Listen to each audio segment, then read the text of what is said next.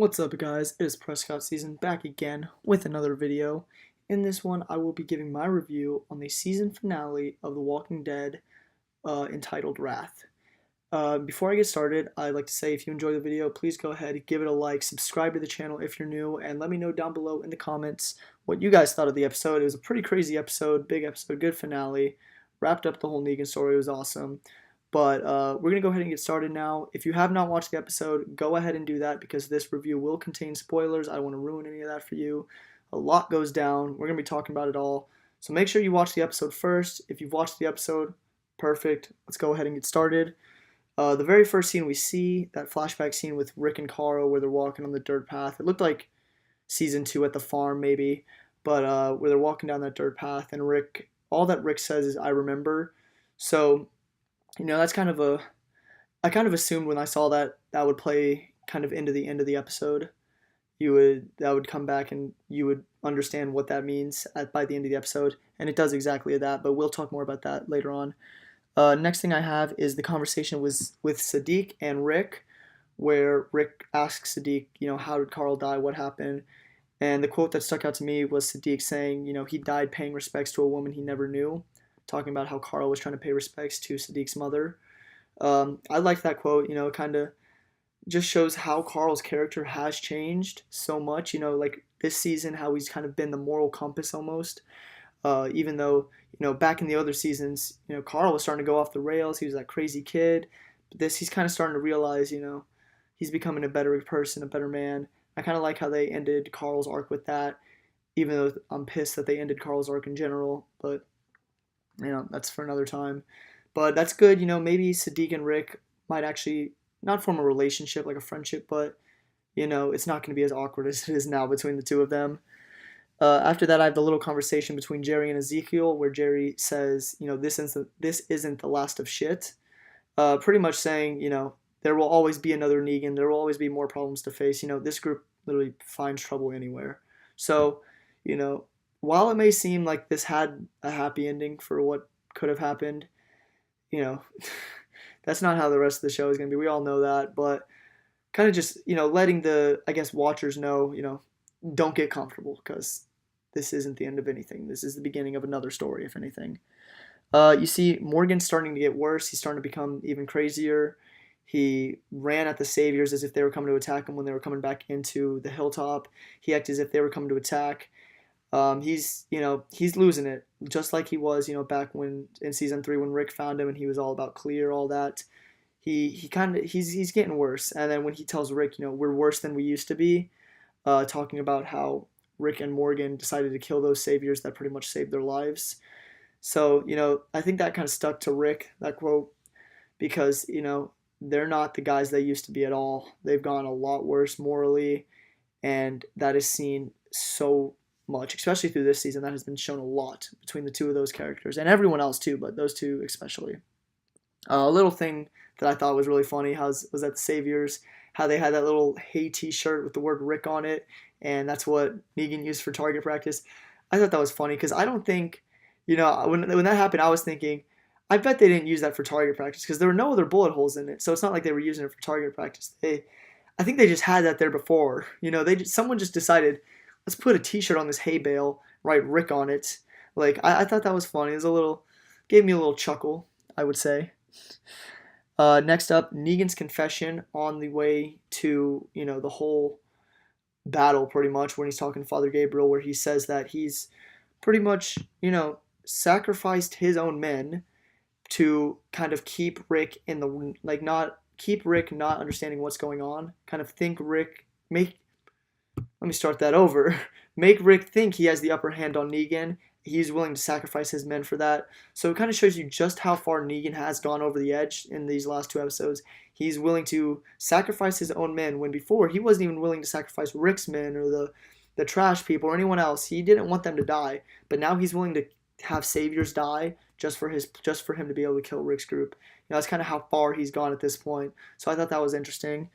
And then we see once Gabriel escapes from the car and Eugene has the gun to his head and threatens to use it, and he does not look like he was playing. He was ready to kill Gabriel on the spot, it looked like. And then Negan gave him the scare too with the bat, had him get down. So that was a scary scene for Gabriel. Gabriel had a rough episode, you know. Gabriel, I don't know how Gabriel made it out of this episode, but I'm happy he did. I'm a fan of Gabriel. After that, you know, we have the little scene where Jesus and Morgan, they're all walking, and Jesus kind of preaching to Morgan, telling him, you know, killing all these people isn't going to make everything better for you. And he gives him the proposition to use the dull end of his stick for humans and the sharp end for the walkers. And he's like, just try that out, you know, see what happens, see if you like it. And, you know, I kind of like that a little. And then we get Carol walking up saying, I'm starting to like that guy. I like that. I'm a huge fan of Jesus in the comics. They don't do enough with him in the show to have him live up to the comics, which kind of bothers me, but I kind of like that little scene with him and Morgan. It was a nice scene. After that, you get another group of saviors arriving at Alexandria, and the rest of the not Alexandria, the hilltop, and the rest of the people at the hilltop start to kind of evacuate. That was kind of setting up the whole wars coming on. It's about to start. And then we see the whole scene where Rick's group is in the field, and Negan comes on the loudspeaker, pretty much telling them they are surrounded and they're screwed. You know, wherever you run, we can hit you. So, you know, that was scary to see. You know, you have no idea where Negan is at first, so that was terrifying. We were pretty much almost seeing it from Rick's point of view. We have no idea where Negan is. We just know they're screwed. And then you see they all finally come up over the hill, and there's so many of them, way too many to take. You know, it's at this point it was looking like it was over for. I mean, I would have realistically it looked like it was over. Obviously, I wasn't expecting them all to die because, you know, they're the main character of the show. But when they finally decide, when Negan's countdown finally ends and they start to shoot, the bullets backfire. I don't know if they didn't shoot backwards. They kind of like exploded in the gun, hitting the hands, hitting the people holding it, you know, pretty much stopping everyone from using the guns. And Negan has his gun to Father Gabriel. He shoots it, gets a nasty gash down his hand. And that was cool to see. You know, the bullets backfired. When I first saw that, I was convinced it was Gabriel when it first happened. I was like, holy crap, Gabriel, like, what a man, what a hero. And right after that, he punches Negan as if he was almost expecting for this to happen. You know, he punches Negan. He's quick off the draw, which never would expect it from Gabriel. He brought a heavy punch, quite the punch from Father Gabriel. They're very impressive. Dwight comes out of nowhere, tackles Negan. They start battling it out. Very cool scene. But you see, you know, Negan kind of yelled out Eugene, and other saviors came up to Eugene. They kind of figured out it was him. He kills a few of the other saviors. Rosita sees that and kind of realizes what's going on. And then when the saviors are at the hilltop, it cuts back to that scene, and the other saviors that were from the outpost that they saved and had in hilltop the whole time, they're willing to help. You know, they want to help. And I was so scared. I was like, please do not. Like, after all this of them trying to gain the hilltop shores, please don't betray them, because I would have been so upset. Glad they didn't. Everything worked out. The lady group showed up with the Molotovs with Aaron. They saved the day, lit fire to the saviors. Everything was great. Everyone's happy. Then we cut back to the big fight. Rick starts gunning for Negan. He sees him. Rick fires. He shoots the glass pane. And then I caught this a lot earlier than I'm surprised I caught this as early as I did. But, you know, we see the tree that Rick has been sitting at. We keep seeing these flash forwards of Rick sitting at this tree with his hand all wounded. We finally see the tree. We see the glass pane. We see what it's all been leading up to. It's all been leading up to this moment, this whole season. We see huge Rick and Negan fight. They're battling it out. But, you know, Negan's stronger. Noticeably stronger, faster, everything. You know, Rick can't take him. Rick cannot take him. And then, you know, Negan kind of lets him know that whole eeny, meeny, miny, mo, that was all bullshit. I made a choice that day. He goes, I just didn't want to kill a kid's father right in front of him. He's like, but maybe I should have.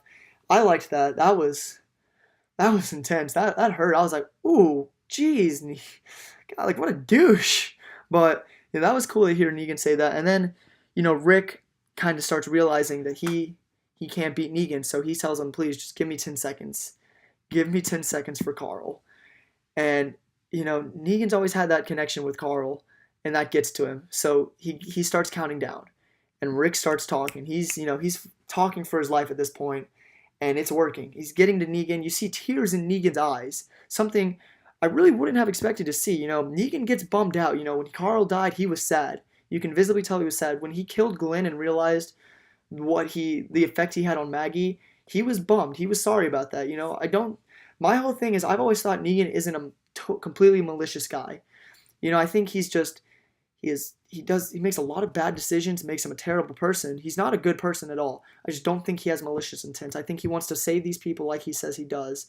That's kind of my whole thing on Negan. Someone said this to me, if you were to watch the show from Negan's point of view, watch 8 seasons of Negan and then Rick shows up killing all of Negan's men, Rick's the bad guy in this situation. That's how it looks. But since it's from the other way, you could see it that Negan's the bad guy. I don't think Negan has malicious intent for the most part, apart from, these last 2 episodes where he flat out said he wants to kill everyone. But that's never really been his thing. He's kind of just, he leads by fear, and that makes him a bad person and a bad leader, but I don't think he's all bad. I don't think he's just evil, kind of like how the governor was almost. The governor was evil. Negan's just not a good dude. But then we get, Negan's kind of starting to trust Rick. He's walking up to Rick. He's listening to what he's got to say. And Rick decides to slice his freaking throat. What? I was so shocked. Like, as a reader of the comics, I was expecting Negan to live. And when Rick slit his throat, I screamed. I got so mad. I couldn't believe it. I was so shocked. And that was not what I was expecting at all. So I don't like the twist. I mean, not the twist. I wouldn't call it a twist, but I don't like how they did that. I feel like if you're gonna do something like that where it seems like he's killed, you stab him. Don't slit his throat. That's kind of just like, geez, man, that is harsh. If you're gonna do something like that, stab him, because that's a lot. I feel like there's a lot more easy to kind of repair than a freaking slit throat. I mean, even when he did it, it was a small cut. It wasn't a huge cut. Like, he didn't start just gushing blood. It came out super slowly, and Negan was covering his throat. But I like how when Negan was going down, he was like, look what you did. Carl died for nothing. And, that's what I was thinking too. I was like, they really killed off Carl just for Rick to kill Negan anyway. I was like, I can't believe what this show is doing. I just don't understand. But the fact that, all the Alexandrians and the Saviors are behind Rick, and he goes save them, and that's when Sadiq comes in, starts to save him. And Maggie completely freaks the hell out. She was not happy about that at all. Obviously, because, Negan killed her husband. He's been causing all these problems, killing all these people. She wants him dead. So you understand why she's, acting the way she is. She's freaking out. Michonne has to hold her back. She's yelling at Rick. And we finally see the scene where Rick is up against the tree sitting there. And he says, my mercy prevailed over my wrath. We see the whole scene we've been leading up to this entire season since episode 1, was it, right? Yeah, episode 1. It's all been leading to this. And now it's finally come, and we see what it means for Rick. He's decided to let Negan live and start a better life. He goes to the Saviors. He says, put your hands down. You're coming home, and we're going to start a better life, pretty much. He's like, if you're not willing to be a part of that, then you are going to be punished, and we will kill you, pretty much. He says, be a part of the new world where everything is, better, or we will kill you. And so I like the way they did that. Rick's kind of felt like a sudden change at the same time. I understand the way they did it, what they were trying to do. They killed Carl so Rick would go on this redemptive arc. It felt very sudden because literally just 2 episodes. He killed a bunch of Saviors that saved his life, so it felt very sudden. But I feel like that's what they've done with a lot of arcs lately in the show. There's just one episode is this, and all the next episode it's all the way on the other side of the spectrum. So I am becoming slowly more and more disappointed with the show. But I'm not going to stop watching it because I'm such a huge fan of the comics, and I still enjoy it enough that I still have interest in the show and the characters and all that. But so Rick takes everyone back. You see everyone starting to rebuild. You see this sanctuary starting to rebuild. The people at Alexandria and the Hilltop are bringing glass panes to help rebuild the sanctuary. And you see the girls that were always in those black dresses, some of Negan's wives, and they're in normal clothes. They're not wearing those black dresses. That was good to see. Kind of just a little, it's over. They're not having to be restrained as they have been for years or however long it's been since they've been with Negan and all that. That was nice to see. And then you see when Daryl and Dwight go out in the truck, and Dwight comes out. They both come out, and Dwight's kind of saying, "I know why I'm here." I've done a lot of bad things. I'm a piece of shit, he says. And, the way Daryl's looking at him, I really thought, like, I was kind of worried for a second. I was like, is Daryl really going to execute him? Is that like what they're doing with this? And I was upset. I'm still kind of upset with the way they did it, but, Dwight starts to apologize. He understands what he did wrong. He was willing to die for it. He said, I'm ready. He starts to apologize, and Daryl tosses him the keys and says, get the hell out of here, pretty much. He goes, go make it right and go find Sherry, go find your wife. So Daryl decides to spare Dwight, which I was very happy about, but I hope they kind of change it and have him become the leader of the sanctuary like he is in the comics. I want Dwight to become a bigger character almost, but at the same time, I don't know if he will because him and Daryl are very similar. So it's kind of like, what are they going to do with him? But so after that, we get Morgan going to the trash area with Jadis. I don't. But he pretty much tells her, "You're free to go. You can go to the community if you want. The war's over. All that." And they introduce themselves to each other. And Jadis refers to herself as Anne. I'm pretty sure I heard that right. At first, I thought it was In, but I went back. I'm pretty sure it's Anne. But so I'm guessing now Jadis was kind of just like a mirror, not a mirror, a mask she put on to lead her people. And she's talking, before she kind of talked in broken English almost. She didn't have good grammar at all. And now, she's talking normally. She's reading all this stuff. So maybe I'm kind of thinking that was just a mask for her, and Anne is, her true identity. Maybe we'll get more of that as the seasons go on. But Morgan decides to stay there. He's like, he tells he can't go back. He's not, the community kind of thing isn't for him almost. He's kind of been struggling this whole season going in and out of sanity. So we're going to see how his journey goes for the future. And there's that. I forgot to talk about this earlier, but the whole when Rick is talking to all the saviors and he points out to the herd, and you see that giant herd, and he says that's the enemy. It's not humans, it's them. This is my first thought is that's a huge herd, so I wonder if any of those walkers in that herd happen to be whisperers.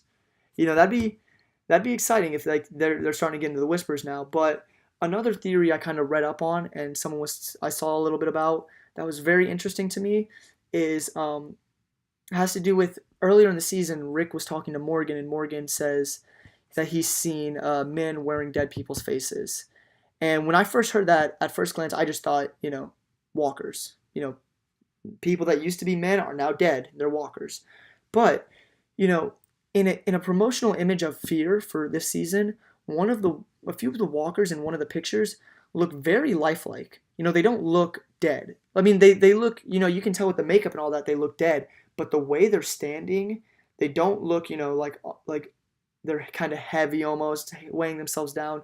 They look very human-like in their movements. So someone kind of brought up the idea, what if the Whisperers show up in Fear the Walking Dead, and Morgan meets them on his journey, and that's kind of when he brings that back to Rick. So that's kind of something I thought that was interesting, but I also would like if, that giant herd had some Whisperers, and I could easily see that. That's very likely as well. And then after that, you get kind of a huge twist where Maggie's talking to Jesus. There's this ominous music playing. It seems very, very, evil almost. And she's talking about how bringing the Saviors back was the right decision, but saving Negan was not. And her goal is to show Rick that he was wrong for saving Negan. That's the only way she really worded it. She doesn't really give any insight on that. Daryl comes out from the shadows agreeing. So now I'm kind of worried if we're going to get some, the Walking Dead Civil War type thing coming on. They better not. That's what I just hope. And if this is what they're thinking about doing, if they decide to write Maggie off, because there are a lot of issues with the contract for Lauren Cohan. So if they decide to kill Maggie or write her off, if they do it as kind of painting her as the villain to get rid of her, that's going to suck. She's been around since season 2. She's one of the main characters. She's been one of the main characters in the group. If they write her off, kind of having her be the villain at the end, that's going to suck. I'm not going to like that. I really hope they just figure out these contract talks and get it all settled out, because killing Carl, that was terrible, I think, for the future of the show. Killing Maggie, I think, will be just as terrible for the future of the show. Those are both characters that are big in the comics for the future. I don't think killing Maggie or writing her off in any way will be a good idea, so hopefully they don't go down that route. But, the way the show's been going, you never know. After that, you see Negan in his his bed. He's got the bandages over his throat, and Rick and Michonne are pretty much telling him, we're going to lock you up for life for that, like what you've done and all that, and you're going to suffer down there. You're going to be an example of what not to do pretty much, and that's going to be your purpose, just like it was in the comics. So I'm hoping they do take it the route that they did in the comics, where Negan kind of comes to his senses and realizes, I'm willing to work for this community so that I don't have to live in a jail cell pretty much, kind of like how he is now. But the way it ended, he's just so malicious at the end that I'm kind of worried that it's going to be very unbelievable for him to want to do that. So I don't know. I really hope Negan does come around and joins the group just like he does in the comics. But we'll see how they play that out. After that, you see Father Gabriel in the church. He finally gets his sight back. That's great to see for good old Gaby boy. He had a rough episode, almost died like 4 times. Finally gets his sight back. He's been almost blind for like the whole season, so that's good for him.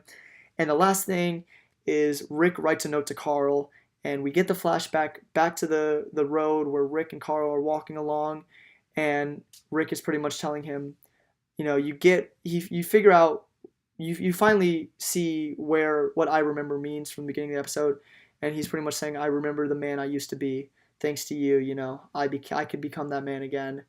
And you pretty much get the resolution that Rick decided to save the Saviors because of Carl and all of that, the note and all his death and all that. So that's pretty much it for the episode. My personal thoughts, I still don't think they needed to kill Carl to get to Rick not wanting to kill the Saviors. I think the way they did in the comics was perfect. It could have been perfect this way. But, it's done now. It's okay. This was a good finale. I enjoyed it. The only thing that was kind of an iffy for me was slicing Negan's throat. I wish they would have stabbed him instead. That would have been a little bit more believable, almost, that he survives, even though it was a small cut on his throat. Overall, good finale. I did enjoy it. I'm very excited for Season 9. I'm excited to see where they go with it, what they do with Negan's storyline, with Dwight and his wife, because, you see that little note that says D on it. So I'm excited to see what they do with that. The huge herd that's coming, that's going to be a problem eventually. But that is it for Season 8 of The Walking Dead. Overall, pretty good season. Definitely not near one of the best. If anything, it's closer to the bottom. But I still love the show, and I still enjoyed the season a lot. I'm excited for Season 9. Hopefully they can get back on track with it. They got the new showrunner. I honestly don't know if that took effect for the second half of Season 8. Honestly, I kind of hope not. I kind of want to see almost a new thing from her if it's different. But that is all for The Walking Dead. I will be back, with reviews once Season 9 starts back up. That is all. Leave me comments down below what you guys thought of the episode.